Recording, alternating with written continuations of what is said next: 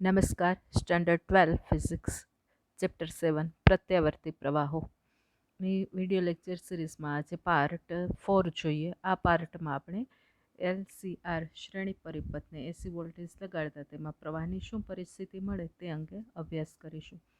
અહીં LCR શ્રેણી પરિપથ એટલે ઇન્ડક્ટર L જેનું આત્મપ્રેરકત્વ L જેટલું છે, C કેપેસિટન્સ ધરાવતો કેપેસિટર અને R અવરોધ ધરાવતો અવરોધક, આ ત્રણેય ઘટકોને શ્રેણીમાં જોડી અને આ શ્રેણી જોડાણ સાથે સાઇન વિધેય અનુસાર બદલાતો એસી વિદ્યુત ઉદ્ગમ જોડવામાં આવતો હોય છે, જેને શ્રેણી LCR એસી પરિપથ કહેવામાં આવે છે.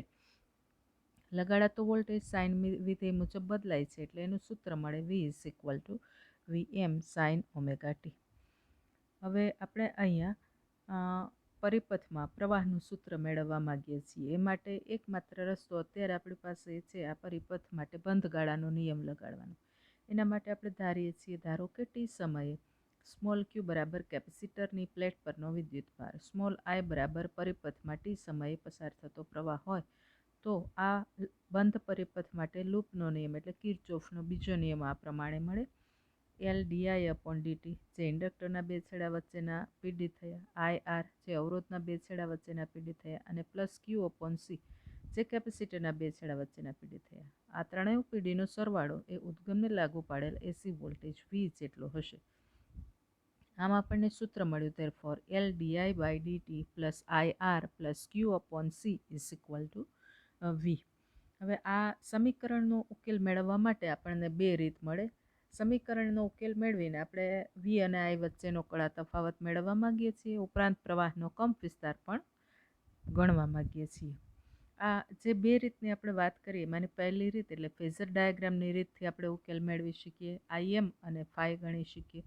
બીજી રીત એટલે વિશ્લેષણની રીત અથવા એનાલિટિકલ મેથડ, જેને વૈશ્લેષિક ઉકેલ કહેવામાં આવે, એ રીતે પણ આપણે પ્રવાહ કંપ વિસ્તાર અને પ્રવાહ અને વોલ્ટેજ વચ્ચેનો કળા તફાવત મેળવવા માંગીએ છીએ. કોઈ પણ આવો એસી પરિપથ હશે તો આ બે રાશિઓ આપણા માટે અગત્યની થશે.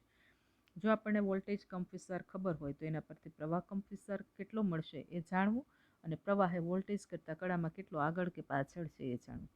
પહેલાં આપણે લઈએ ફેઝર ડાયાગ્રામ દ્વારા ઉકેલ મેળવવો હોય તો એ કઈ રીતથી મળે એ બાબત. અહીં એક વસ્તુ ધ્યાને લેવી પડશે, L, C અને R આ ત્રણેય ઘટકો પરિપથમાં શ્રેણીમાં છે, અને જ્યારે આવા ઘટકો શ્રેણીમાં હોય ત્યારે ત્રણેયમાંથી કોઈ એક ક્ષણે જે પ્રવાહ પસાર થતો હોય એ સમાન હોય. અને આ પ્રવાહને આપણે સપોઝ આ સૂત્ર વડે રજૂ કરીએ છીએ, I=Im sin omega t + phi, જ્યાં phi એ V અને I વચ્ચેનો કળા તફાવત છે અને Im એ પ્રવાહ કંપ વિસ્તાર છે. આ બે રાશિઓ Im અને phi મેળવવામાં આપણને રસ છે. અચ્છા, આપણે ફેઝરની રીતનો ઉપયોગ કરવો છે તો જ્યારે ફેઝર ડાયાગ્રામ સંયુક્ત અથવા સંકુલ પરિપથો માટે બનાવીએ ત્યારે એક વસ્તુ યાદ રાખવાની કે પરિપથમાં જે બે રાશિઓ આપણે માપીએ છીએ, વોલ્ટેજ અને પ્રવાહ, એમાંથી જે રાશિ બધા ઘટકો માટે સમાન હોય એને સંદર્ભ તરીકે લેવી પડે. દાખલા તરીકે અહીંયા પ્રવાહ સમાન છે અને પ્રવાહ આ સૂત્ર વડે અપાય છે, તો આપણે Im જેટલો એમ્પ્લિટ્યૂડ ધરાવતો, મેગ્નિટ્યૂડ ધરાવતો પ્રવાહનો ફેઝર આ રીતે આપ્યો કે જેનો આડીધરી સાથેનો ખૂણો ઓમેગા t + phi એટલે કે પ્રવાહની ટી સમયે કળા જેટલો છે. હવે એના સંદર્ભમાં આપણે ઇન્ડક્ટરને સમાંતર જે પીડી મળે છે એને રજૂ કરશું, કેપેસિટરને સમાંતર પીડી મળે એને ફેઝરના રૂપમાં રજૂ કરશું, અને અવરોધને સમાંતર જે પીડી મળે એને ફેઝરના રૂપમાં રજૂ કરીએ. તો આગલા જે 3 લેક્ચર જોયા એમાં આપણે વારાફરતી પહેલાં અવરોધ, પછી ઇન્ડક્ટર અને પછી કેપેસિટરના જોડાણ પરિપથો અને એના ફેઝર ડાયાગ્રામનો અભ્યાસ કરેલો છે. એને જો અહીંયા યાદ કરીએ તો અવરોધવાળા પરિપથ માટે આપણે પહેલા લેક્ચરમાં જોયેલું કે અવરોધ માટે પ્રવાહ અને વોલ્ટેજ સમાન કળામાં હોય છે, એટલે એનો VRનો જે અવરોધના પીડીનો ફેઝર છે એ પ્રવાહના ફેઝરની દિશામાં જ આ રીતે આપણે દોરવો પડે, જે આપણે અહીંયા આ રીતે રજૂ કરી શકીએ VR વડે. એ રીતે બીજા લેક્ચરમાં ઇન્ડક્ટરનો અભ્યાસ કર્યો ત્યારે આપણે એ બાબત જોઈ હતી કે ઇન્ડક્ટર માટે પ્રવાહ એ વોલ્ટેજ કરતાં કળામાં π/2 જેટલો પાછળ હોય. જો પ્રવાહ π/2 પાછળ હોય તો વોલ્ટેજ એ π/2 આગળ ગણાય. અને એટલે આપણે અહીંયા આ VLને રજૂ કર્યું આ રીતે. એમ ત્રીજા લેક્ચરમાં આપણે કેપેસિટરનો અભ્યાસ કર્યો, જેમાં એમ કહ્યું કે કેપેસિટરમાં પ્રવાહ એ વોલ્ટેજ કરતાં કળામાં π/2 જેટલો આગળ હોય છે, અને એ સંદર્ભમાં જો પ્રવાહ આગળ હોય તો વોલ્ટેજ એટલો જ પાછળ રહે, અને આપણને વોલ્ટેજનો ફેઝર આ રીતે મળે કેપેસિટર માટે VC જેટલો. હવે આપણે અહીંયા જોઈ શકીએ છીએ કે VR એ આઈની દિશામાં છે, એ વાત સાચી, પણ આ VL અને VC આ બંને પરસ્પર વિરુદ્ધ દિશામાં છે. આ હકીકતને આપણે હજુ આગળ ઉપયોગમાં લેવાની થશે. પ્રવાહના ફેઝરને આઈ વડે દર્શાવ્યો છે. અવરોધનો ફેઝર એ VR અને આઈ સમાન કળામાં હોવાથી VR ફેઝરને આપણે આઈને સમાંતર રાખ્યું. ઇન્ડક્ટર માટે આઈ એ VL કરતાં π/2 પાછળ હોય તો VL એ આઈ કરતાં π/2 આગળ થાય, અને એટલે VLનો ફેઝર આઈથી વિષમઘડી દિશામાં π/2 ખૂણે મૂક્યો છે, જે આપણે અહીંયા જોઈ શકીએ છીએ કે અહીંયા આઈ છે તો આઈથી π/2 વિષમઘડી દિશામાં આગળ વધીને આપણે VLનો ફેઝર એના મેગ્નિટ્યુડ અનુસાર મૂક્યો છે. એ રીતે કેપેસિટર માટે લઈએ તો કેપેસિટરમાં આઈ એ VC કરતાં π/2 આગળ હોય છે, અને તેથી VC એ આઈ કરતાં π/2 જેટલો પાછળ હશે, અને તેથી જ્યારે આ રીતે પાછળ છે એમ કહેવામાં આવે ત્યારે એ VCનો ફેઝર છે એ આઈ સાથે π/2ના ખૂણે સમઘડી દિશામાં ગોઠવવો પડે, અને એ રીતે જોતાં આપણને અહીંયા મળે VL અને VCની દિશા પરસ્પર વિરુદ્ધ. ઉપરાંત જો પ્રવાહ કંપ વિસ્તાર IM હોય તો VR એટલે અવરોધની સમાંતર PDનો ફેઝર VR માટે એનો મેગ્નિટ્યુડ જેને VRM કહીએ તો એ VRM = IM × R થશે. એમ VC એટલે કેપેસિટરના વોલ્ટેજનો ફેઝર જેનું મેગ્નિટ્યુડ VCM કહીએ તો VCM = IM × XC થશે. એ રીતે VL એટલે કે ઇન્ડક્ટરને સમાંતર વોલ્ટેજનો ફેઝર એ VLનો કંપ વિસ્તાર સ્મોલ VLM હોય તો સ્મોલ VLM = IM × XL થાય. હવે જો આપણે એસી વોલ્ટેજની ટી સમયે વોલ્ટેજની વાત કરીએ તો ટી સમયે ઇન્ડક્ટરના વોલ્ટેજ, અવરોધના વોલ્ટેજ અને કેપેસિટરના વોલ્ટેજનો કુલ સરવાળો ઉદ્ગમના વોલ્ટેજ જેટલો થાય. એટલે માત્ર જો તત્કાલીન વોલ્ટેજના સંદર્ભમાં વાત કરીએ તો આપણને સૂત્ર મળે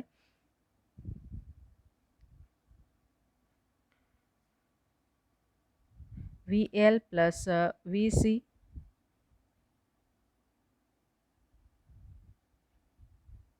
+ VR = V. જો ફેઝરના સંદર્ભમાં વાત કરીએ તો એ સૂત્ર આપણને આ રીતે મળે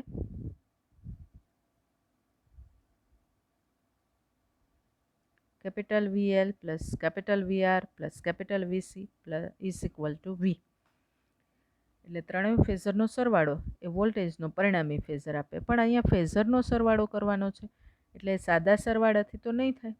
અહીં VC અને VL એક જ રેખા પર છે પણ પરસ્પર વિરુદ્ધ દિશામાં છે, અને એટલે જ્યારે આપણે VC + VL ગણવા ધારશું ત્યારે એનું મૂલ્ય છે એ આપણને VCM અને VLMના મૂલ્યોની બાદબાકીથી મળશે.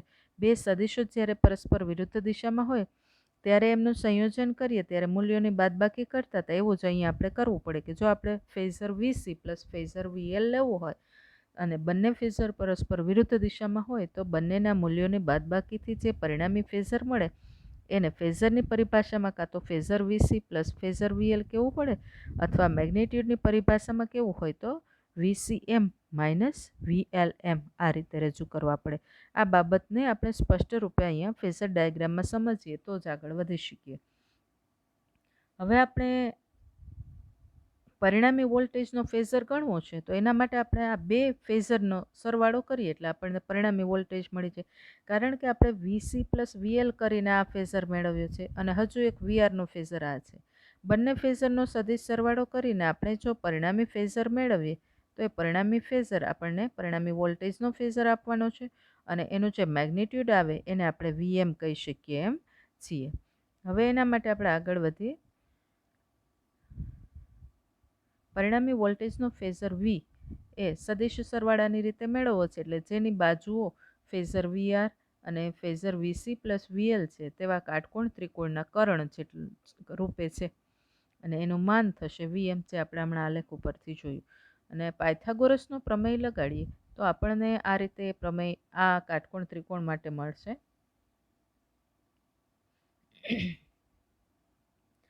આ પરિણામી વોલ્ટેજનો ફેઝર છે જે આ કાટકોણ ત્રિકોણનો કર્ણ થશે અને આપણને સૂત્ર મળશે. ધેરફોર આ કર્ણનો સ્ક્વેર બરાબર આ બાજુનો સ્ક્વેર વત્તા આ બાજુનો સ્ક્વેર, એટલે કે VM કર્ણ એટલે VMનો સ્ક્વેર બરાબર VRMનો સ્ક્વેર અને પ્લસ આ બાજુ એટલે VCM માઇનસ VLM એનો સ્ક્વેર, જેને આપણે અહીંયા ઉપયોગમાં લઈએ છીએ. એટલે આપણને સૂત્ર મળે છે ધેરફોર VM સ્ક્વેર બરાબર VRM square plus VCM square minus VCM minus VLM બ્રેકેટનો square. And therefore we have VM square is equal to આ VRM આપણે અહીંથી મૂકીએ IM સ્ક્વેર R સ્ક્વેર થશે અને VCM માટે મૂકશું IM XC માઇનસ VLM માટે મૂકશું IM XL ને બ્રેકેટનો કરશું square. And therefore VM square is equal to IM square અહીંથી અને આ પહેલા પદમાંથી સામાન્ય નીકળે IM છે કૌંસનો સ્ક્વેર છે એટલે કૌંસમાંથી બહાર નીકળે એટલે IMને બદલે IM સ્ક્વેર લખવા પડે અને એને સામાન્ય લીધા એટલે મળે VM સ્ક્વેર બરાબર IM સ્ક્વેર કૌંસમાં પહેલા પદમાંથી બચી R સ્ક્વેર પ્લસ બીજા પદમાં કૌંસ બચ્યું જેમાં કૌંસની અંદર પહેલું પદ XC અને બીજું પદ માઇનસ XL ને બ્રેકેટનો સ્ક્વેર. આ રીતે સૂત્ર મળે અને એના પરથી આપણે જો IM સ્ક્વેરને સબ્જેક્ટ બનાવીએ તો સૂત્ર મળે IM સ્ક્વેર બરાબર VM સ્ક્વેર અપોન આ મોટો કૌંસ જે સામે છેદમાં ગયો છે બરાબર, અને વર્ગમૂળ લઈએ એટલે આપણને સૂત્ર મળે therefore VM is equal to IM upon √R square plus XC minus XL bracket raise to square.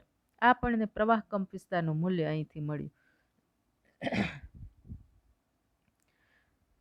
હવે આપણે એના માટે ધારીએ IM બરાબર VM અપોન Z. તો Z શેના માટે ધાર્યું ગણશે? છેદ માટે. And Z is equal two √R square plus XL minus XC bracket square, જેને કહેશું એસી પરિપથનો ઇમ્પિડન્સ. હવે અહીંયા આપણે આગળ પાયથાગોરસનો પ્રમેય લીધો તો એમ અહીંયા પાયથાગોરસના પ્રમેયને ફરી પાછું યાદ કરીએ તો આપણને સૂત્ર મળે Z સ્ક્વેર બરાબર R square plus XC minus XL bracket square. તો એવો કાટકોણ ત્રિકોણ મળે કે જેની પાસેની બાજુઓ જમણી બાજુના બંને પદોએ આ R સ્ક્વેર માટે આ એક બાજુ પછી આ બ્રેકેટ એટલે આ બીજી બાજુ XC માઇનસ XL અને કર્ણ એટલે પાયથાગોરસના પ્રમેય અનુસાર ડાબી બાજુ ઝેડવાળી બાજુ. આને કહેશું આપણે ઇમ્પિડન્સ ડાયાગ્રામ. અહીં કર્ણ તરીકે ઝેડ હોય તેવો એક કાટકોણ ત્રિકોણ છે જેની એક બાજુ એ અવરોધ રજૂ કરશે અને બીજી બાજુ એ XC માઇનસ XL એટલે કે પરિપથનો પરિણામી રિએક્ટન્સ રજૂ કરશે. અને અહીંયા જે આ ખૂણો રચાય છે આ ખૂણો આપણે ફાઈ કહીએ તો આપણને સૂત્ર મળશે tan phi is equal to XC minus XL upon R. tan phi is equal to XC minus XL upon R. અચ્છા, ચલો આપણે ફરી પાછા ફેઝર ડાયાગ્રામ ઉપર પાછા ફરીએ. અહીંયા આપણને જે પરિણામી પ્રવાહ વોલ્ટેજ ફેઝર મળ્યો છે એ આ દિશામાં મળ્યો છે. આપણે જે પ્રવાહ ફેઝર ધાર્યો હતો એ આ દિશામાં હતો, જેનો આપણે આડી ધરી સાથેનો ખૂણો લીધો તો કુલ ખૂણો ωt+φ, જેમાંથી વોલ્ટેજ અને પ્રવાહ વચ્ચેનો આ કડા તફાવત મળશે φ, અને વોલ્ટેજ ફેઝરનો આડી ધરી સાથેનો જે ખૂણો છે એ ખૂણો આપણને મળશે ωt જેટલો. લેટેસ્ટ રિપીટ, આ વીનો ફેઝર થયો, આ આઈનો ફેઝર થયો. આઈનો આડી ધરી સાથેનો કુલ ખૂણો ωt+φ, જેમાંથી વીનો ટી સમયે આડી ધરી સાથે ખૂણો એટલે કડા ωt, અને વી સાથે આઈનો ખૂણો એટલે વી અને આઈ વચ્ચેનો કડા તફાવત φ. હવે આપણે આ કાટકોણ ત્રિકોણ ધ્યાને લઈએ છીએ. આ રીતે રજૂ થતો, જેમાં અહીંયા કાટખૂણો છે અને આ વોલ્ટેજનો ફેઝર છે, આ પ્રવાહના ફેઝરની દિશા છે અને બંને વચ્ચેનો આ કડા તફાવત છે φ જેટલો. આકૃતિની ભૂમિતિ પરથી આપણે tan phi ગણી શકીએ. tan phi બરાબર સામેની બાજુ છેદમાં પાસેની બાજુ. હવે સામેની બાજુ એટલે VCM માઇનસ VLM અને પાસેની બાજુ એટલે VRM. એટલે આપણને બીજું સૂત્ર મળે કડા તફાવત જો φ હોય તો આ ફેઝર ડાયાગ્રામ પરથી બીજું સૂત્ર આપણને મળ્યું tan phi is equal two VCM minus VLM upon VRM. અહીંયા ફરી પાછા આપણે આ જે ટેન ફાઈનું સૂત્ર મળે છે એમાં VCM, VLM અને VRMના સૂત્રો મૂકીએ તો અહીંયા આવે VCM બરાબર IMXC માઇનસ VLM બરાબર IMXL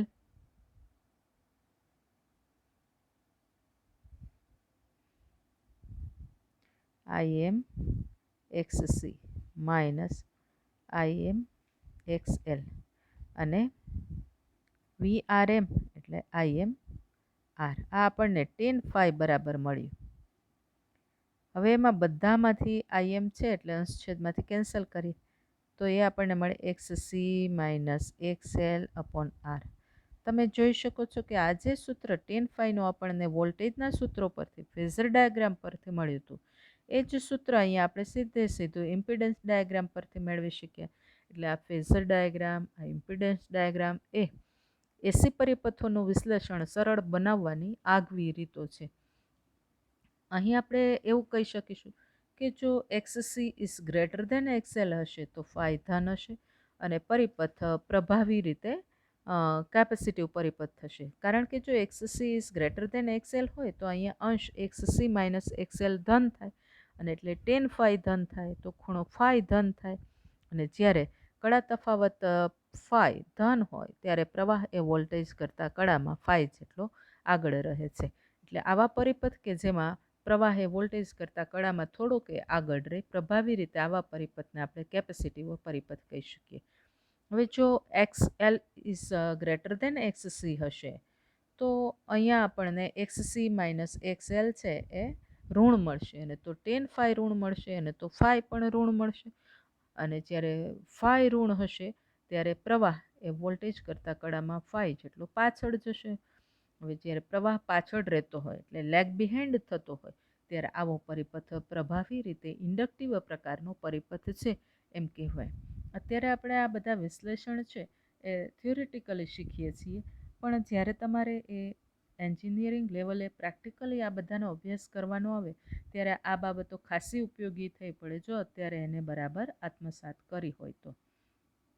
હવે આપણે જે વોલ્ટેજ અને પ્રવાહના સૂત્રો તારવ્યા એ અનુસાર આપણે ઊભી ધરી ઉપર V અને I રાખીએ, આડી ધરી ઉપર ઓમેગા ટી રાખીએ તો રિલેવન્ટ આપણને તરંગ વક્રો મળે.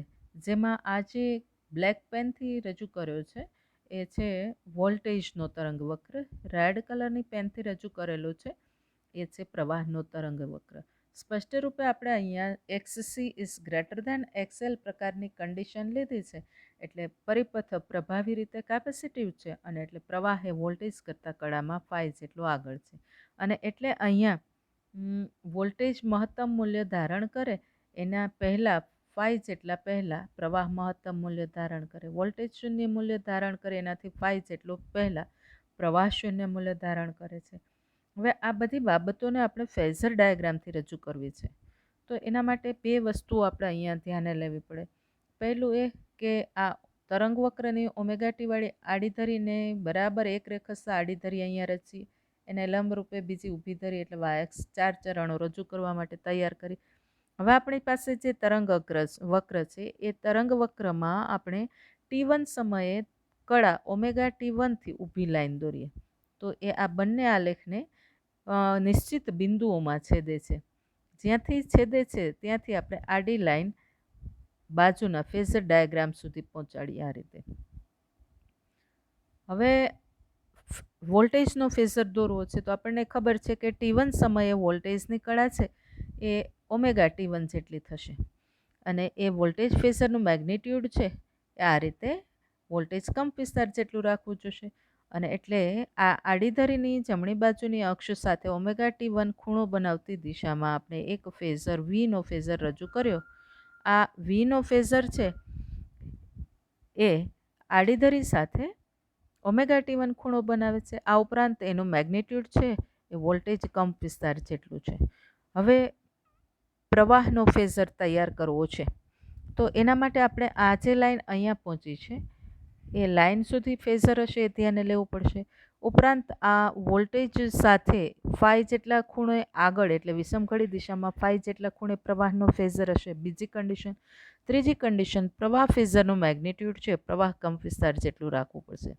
અને એને લઈને આપણને અહીંયા જે આ લાઈન મળી એ પ્રવાહનો ફેઝર રજૂ કરે અને આ વોલ્ટેજના ફેઝર અને પ્રવાહના ફેઝર વચ્ચે વિષમઘડી દિશામાં જે ખૂણો રચાય કડા તફાવત ફાઈ જેટલો હોય. આ રીતે આપણે આ બંને આકૃતિઓ એટલે કે તરંગ વક્રો અને ફેઝર ડાયાગ્રામ બંને આકૃતિઓને એકબીજાની મદદથી સમજી શકીએ છીએ.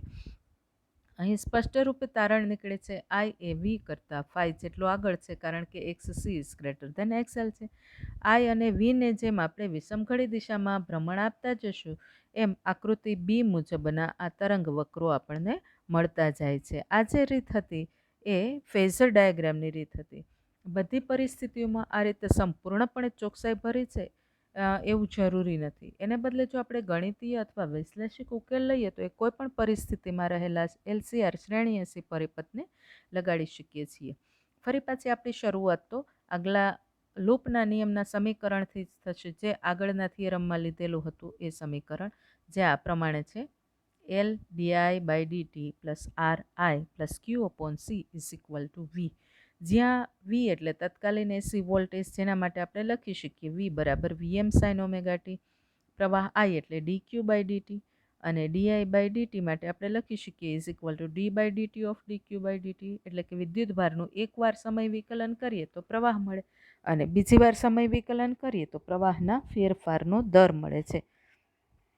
હવે આ di/dt અને આઈના જે સબસ્ટિટ્યૂટ છે સૂત્રો એ અહીંયા આપણે એપ્લાય કરીએ એટલે આપણને હવે સૂત્ર મળશે L પછી di/dtની જગ્યાએ d2q/dt² પ્લસ R અને આઈની જગ્યાએ dq/dt.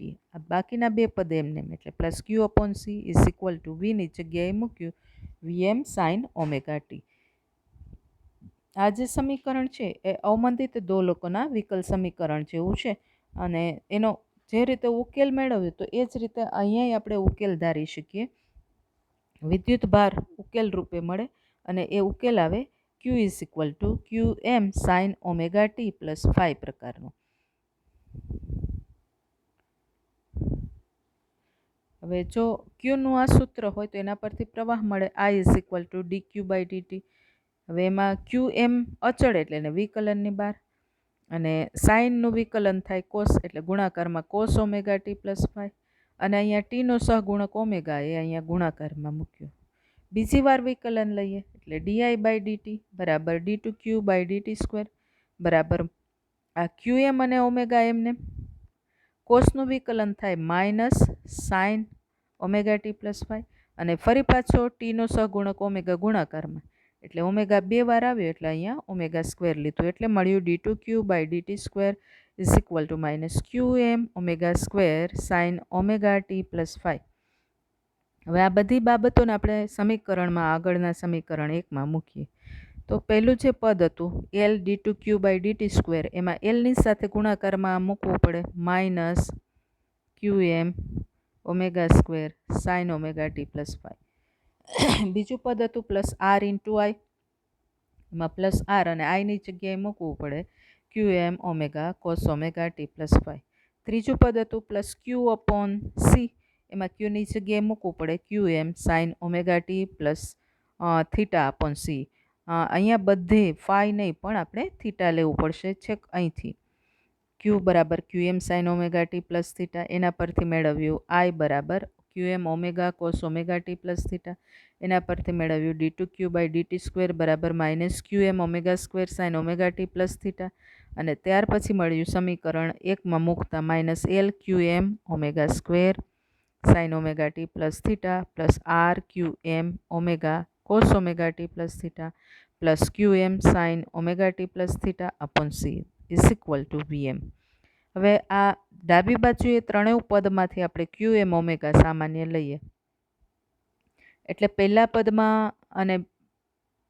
પદમાં બાકી રહેશે QM ઓમેગા નીકળી જાય એટલે minus omega L sign omega T plus 5. હવે અહીંયા એવું પણ જોવામાં આવે છે કે આ બે પદ એવા છે કે જેમાં સાઇન કોમન છે એટલે બધા પદમાંથી આપણે ક્યુએમ ઓમેગા તો કોમન લઈએ જ છીએ, પણ જે રાઉન્ડથી દર્શાવેલા બે પદ છે એમાંથી sine omega T plus theta એ કોમન લઈએ. તો અહીંયા ત્રીજા પદમાં ક્યુએમ અંશમાં હતું એ 12 લઈ લીધું અને ઓમેગા નહોતું છતાંય 12 લીધું એટલે છેદમાં મૂકવું પડશે ઓમેગા, અને એટલે આ જે ત્રીજું પદ છે એમાંથી સાઇન વિધેય 12 નીકળ્યું, ક્યુએમ ઓમેગા 12 નીકળ્યું, તો બાકી બચ્યું 1/ωc. અને સાથે સાઇન વિધેય કોમન ને ક્યુએમ ઓમેગા કોમન નીકળે એટલે આ પહેલા પદમાંથી બાકી બચે એક ઓમેગા ને એક એટલે માઇનસ ઓમેગા એલ.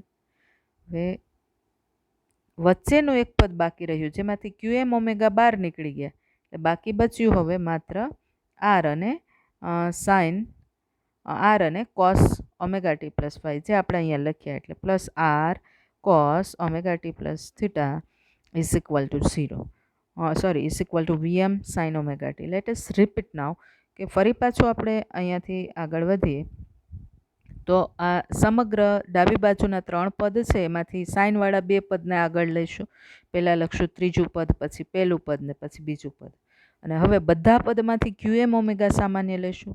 પહેલાં ને બીજા પદ જે આવ્યા હવે નવેસરથી એટલે ત્રીજું ને પહેલું પદ એમાંથી સાઇન વિધેય સામાન્ય લેશું એટલે ક્યુએમ ઓમેગા બધા પદમાંથી કોમન, પછી મોટા કૌંસમાં આ બે પદમાંથી sine omega T plus theta common એટલે કૌંસમાં બાકી બચે અહીંથી 1/ωc અને અહીંથી ઓમેગા એલ ઋણ નિશાની સાથે.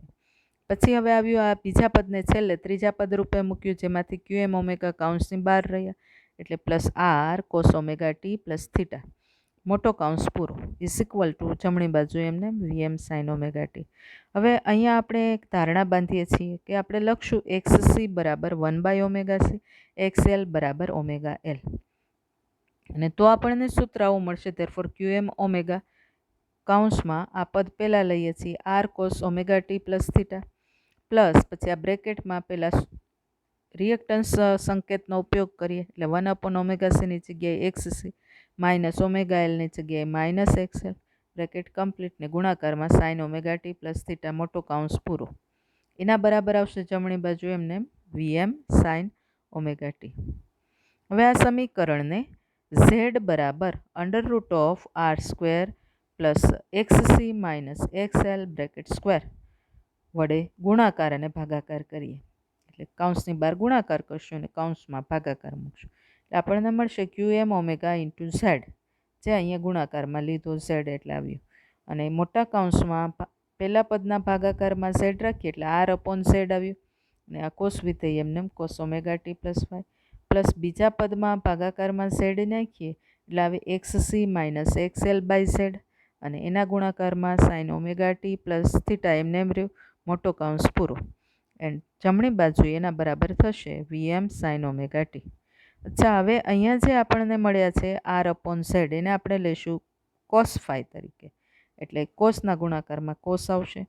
XC માઇનસ XL/Z બરાબર લઈશું સાઇન ફાઈ તરીકે અને એટલે સાઇનના ગુણાકારમાં સાઇન આવશે અને આપણને હવે પદ મળશે ધેરફોર ક્યુએમ ઓમેગા ઝેડ કૌંસની બહાર એમને કૌંસમાં cos phi cos omega T plus theta plus sine phi sine omega T plus theta is equal to VM sine omega T.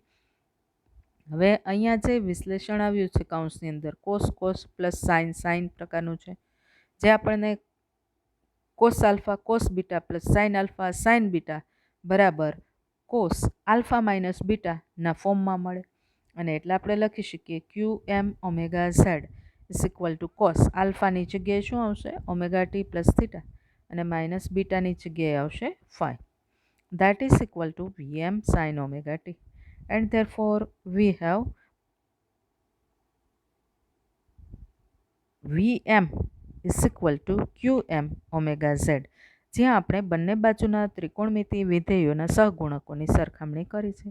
પણ આગલા સૂત્રમાં આપણે લીધું હતું કે I બરાબર Qm omega cos omega T, જેમાં આ પ્રવાહ કંપ વિસ્તાર થશે અને એને આપણે કહીશું Im, અને એટલે અહીંયા આપણને મળશે ધેરફોર Vm બરાબર Imz, કારણ કે આપણે અહીંયા લીધું Qm ઇન્ટુ ઓમેગા બરાબર Im, અને એના પરથી મળ્યું Im બરાબર Vm/Z. હવે પ્રવાહનું સમીકરણ I બરાબર Qm omega cos omega T plus theta રૂપે હતું, ઇઝ ઇક્વલ ટુ ક્યુએમની જગ્યાએ ક્યુએમ ઓમેગાની જગ્યાએ આઈએમ લખ્યું એટલે આઈ બરાબર IM cos omega T plus theta સ્વરૂપમાં મળ્યું. બીજું આપણને અહીંયા મળશે cos omega T plus theta minus phi બરાબર જમણી બાજુએ સરખામણીમાં આવે સાઇન ઓમેગા ટી. આ ત્રિકોણમિતિય વિધેયોની સરખામણી થઈ. એન્ડ ધેરફોર વી હેવ અહીંયા જો આપણે આ બેયને સરખાવતા હોઈએ તો બીજું વિધેય આ પ્રકારે પણ મળે સાઇન ઓમેગા ટી બરાબર cos omega T minus pi by 2. આ ત્રિકોણમિતિય સમીકરણોમાંથી લીધેલું છે. જો આપણે આનું વિશ્લેષણ કરીએ cos omega T minus pi by 2નું વિશ્લેષણ કરીએ તો આપણને મળે cos omega T cos pi by 2 જે શૂન્ય થઈ જાય અને plus sine omega T sine pi by 2 જેમાં સાઇન પાઈ બાય 2 1 લઈએ તો આનું પરિણામ મળ્યું આપણને સાઇન ઓમેગા ટી. એટલે આપણે સાઇન ઓમેગા ટીની જગ્યાએ આપણે આવું મૂકી શકીએ cos omega T minus pi by 2 અને એટલે મળે cos omega T plus theta minus phi બરાબર cos omega T minus pi by 2. હવે બંને બાજુએ આપણે જે કાઉન્સમાં રહેલી કળાઓ છે એને સરખાવીએ તો મળે omega T plus theta minus phi બરાબર omega T minus pi by 2. ડાબા જમણો ઓમેગા ટી કેન્સલ કરીએ તો આપણને હવે આ સૂત્ર મળશે. Therefore theta minus phi is equal to minus pi by 2. આના ઉપરથી આપણે કળા થીટા મેળવી શકશું. Theta is equal to minus pi by 2 plus phi. આ ફાઈને સામી બાજુએ લઈ જઈએ એટલે આપણને મળે છે. અને એટલે આપણે પ્રવાહનું સૂત્ર હવે લઈ શકીએ એમ છીએ. ધેરફોર પ્રવાહ આઈ બરાબર ડીક્યુ બાય ડીટી બરાબર QM omega cos omega T plus theta. એમાં થીટા બરાબર આ મૂકીએ અને ક્યુએમ ઓમેગા માટે આઈએમ લખીએ તો આઈ બરાબર આઈએમ કોસ ઓમેગા ટી. હવે થીટા માટે લખ્યું minus pi by 2 plus phi. હવે આ સ્ટેપ્સને આપણે આ રીતે ગોઠવી શકીએ એમ છીએ. Cos omega T plus phi minus pi by 2. હવે આપણને એ ખબર છે કે cos theta minus pi by 2 બરાબર સાઇન થીટા. એ સૂત્રનો આપણે અહીંયા ઉપયોગ કરીએ તો cos omega T plus phi minus pi by 2 બરાબર sine omega T plus phi આવું મળે જે આપણે અહીંયા લખ્યું અને સૂત્ર લીધું આઈ બરાબર I M sine omega T plus phi. Obviously આપણે વી બરાબર વીએમ સાઇન ઓમેગા ટીથી શરૂઆત કરી હતી તો આપણને આઈનું સૂત્ર પણ સાઇન વિધિના ફોર્મમાં જોઈતું હતું જે અહીંયા મળી ગયું. જેમાં આઈ એમ બરાબર આપણને અહીંથી મળ્યું છે વી એમ અપોન ઝેડ, જ્યાં ઝેડ એટલે under root of R square plus bracket XC minus એક્સએલનો સ્ક્વેર, જેનો આપણે અહીંયા ઉલ્લેખ કર્યો છે. આઈ એમ બરાબર વીએમ અપોન ઝેડ બરાબર VM upon under root R square plus XC minus એક્સએલનો સ્ક્વેર. એ રીતે ફાઈ જોઈતું હશે તો ફાઈ બરાબર આ સૂત્ર મળશે. હવે એ ક્યાંથી મળશે એ જોઈએ. તો અહીંયા આપણે લીધું છે આર અપોન ઝેડ બરાબર કોસ ફાઈ અને XC minus X L upon Z બરાબર સાઇન ફાઈ. આપણે જો ટેન ફાઈ જોઈતું હોય તો સાઇન ફાઈના છેદમાં કોસ ફાઈ કરવું પડે. એટલે ટેન ફાઈ બરાબર સાઇન ફાઈના છેદમાં કોસ ફાઈ બરાબર આ પદ એના છેદમાં આ પદ આવશે, જે બંનેના ભાગાકારમાં ઝેડ છે કેન્સલ થશે અને આપણને મળશે ટેન ફાઈ બરાબર X C minus X L upon R, જેનો આપણે અહીંયા ઉપયોગ કરીને ફાઈ લીધું. ફાઈ બરાબર tan inverse X C minus X L upon R. આ જે સૂત્રો આપણે લીધા એ આપણે જોઈ શકીએ છીએ કે આગળની ફેઝરની રીતમાં મળેલા એ પ્રકારના જે સૂત્રો છે. આમ ફેઝર ડાયાગ્રામથી જે ટૂંકી રીતે ઉકેલ મેળવેલો એવો જ અહીંયા વિશ્લેષણની રીતે ઉકેલ મળે છે.